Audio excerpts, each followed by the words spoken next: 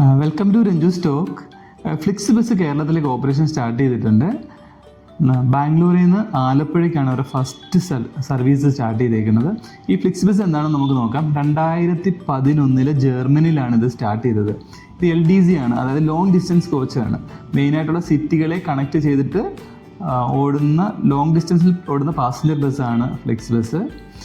Europe അടക്കം ഏകദേശം 40ഓളം രാജ്യങ്ങളിൽ ഇപ്പോൾ ഓപ്പറേഷൻ ഉണ്ട്. 50,000ഓളം സിറ്റികളെയാണ് ഇവർ കണക്ട് ചെയ്യുന്നത്.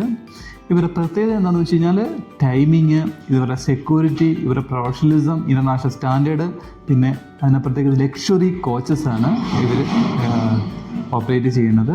ഇവർക്ക് സ്വന്തമായിട്ട് ബസ്സൊന്നുമില്ല, ഒരു അഗ്രിഗേറ്ററാണ്. അതായത് റൂംസൊക്കെ ഓയോ അഗ്രിഗേറ്റ് ചെയ്യുന്നത് പോലെ ഇവർ ബസ്സുകൾ അഗ്രിഗേറ്റ് ചെയ്യുന്നു. പക്ഷേ ഇവരുടെ ഇൻ്റർനാഷണൽ സ്റ്റാൻഡേർഡ് മെയിൻറ്റെയിൻ ചെയ്തുകൊണ്ടാണ് ഇവർ ഓപ്പറേറ്റ് ചെയ്യുന്നത് എന്നുള്ളതാണ് ഏറ്റവും പ്രത്യേകത. കൂടാതെ ഇവർക്ക് ഡൈനാമിക് ഫെയർ ആണ്. അതായത് സീറ്റൊക്കെ ഒത്തിരി ഉണ്ടെങ്കിൽ റേറ്റ് നല്ല കുറവ് കിട്ടും.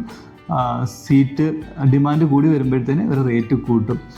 അതായത് ഇവർ ഓൾറെഡി ഇപ്പോൾ സ്റ്റാർട്ട് ചെയ്ത കോയമ്പത്തൂർ ചെന്നൈ റൂട്ടിൽ ഇവർ സ്റ്റാർട്ട് ചെയ്ത സമയത്ത് 99 റുപ്പീസേ ഉള്ളായിരുന്നു ഫെയർ.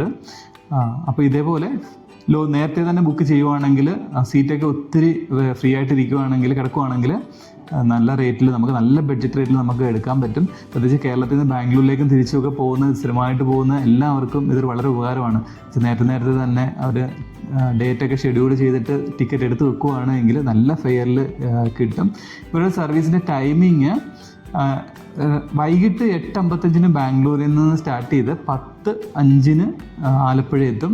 അതേപോലെ തിരിച്ച് വൈകിട്ട് 7:30 ഇവിടുന്ന് സ്റ്റാർട്ട് ചെയ്ത് മോർണിംഗ് 9:10 ബാംഗ്ലൂരിൽ എത്തുന്ന രീതിയിലാണ് ഇവർ ക്രമീകരിച്ചിരിക്കുന്നത്.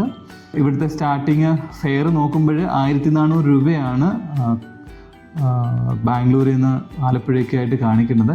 അതേപോലെ പാലക്കാട്, തൃശ്ശൂർ, എറണാകുളം എന്നീ സ്ഥലങ്ങളിൽ അവർക്ക് സ്റ്റോപ്പ് ഉണ്ട്. അപ്പോൾ ഇവിടെ നിന്നൊക്കെ വരുന്നവർക്കും പോകുന്നവർക്കും ഒക്കെ ഈ സ്ഥലങ്ങളിൽ നിന്ന് അവിടെ കയറാനും എവിടേക്ക് ഇറങ്ങാനും ഒക്കെ നല്ലൊരു ഓപ്ഷനാണ് ഫ്ലിക്സ് ബസ്സിൽ യാത്ര ചെയ്യുക എന്നുള്ളത്. അപ്പോൾ നിങ്ങളെല്ലാവരും ഫ്ലിക്സ് ബസ്സിൻ്റെ വെബ്സൈറ്റ് ഒന്ന് നോക്കിക്കഴിഞ്ഞാൽ അവരുടെ ടൈമിങ്ങും ഡേറ്റും ഫെയറും എല്ലാം അപ്ഡേറ്റഡ് ആയിട്ട് കിട്ടും.